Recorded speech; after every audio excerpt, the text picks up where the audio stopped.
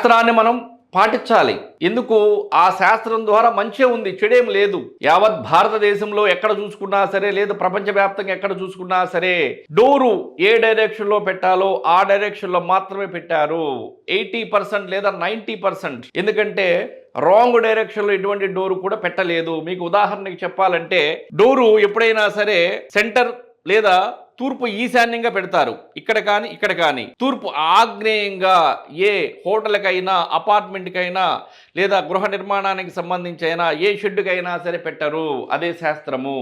అంటే సెంటర్ తూర్పు భాగంలో కానీ, లేదా తూర్పుకి ఈశాన్య భాగంలో కానీ పెడతారు.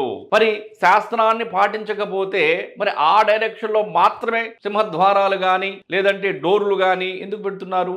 తూర్పు ఆగ్నేయంగా కూడా పెట్టుకోవచ్చు కదా, ఎందుకు పెట్టుకోరు? అంటే మీరు పెట్టుకునేదేమో వాస్తు ప్రకారం పెట్టుకుంటున్నారు, కానీ వాస్తు శాస్త్రానికి సంబంధించి శాస్త్రం లేదని చెప్పని, పాటించాల్సినటువంటి అవసరం లేదని చెప్పని ప్రలోభపడుతున్నారు. అది ఎలా నిజమవుతుంది?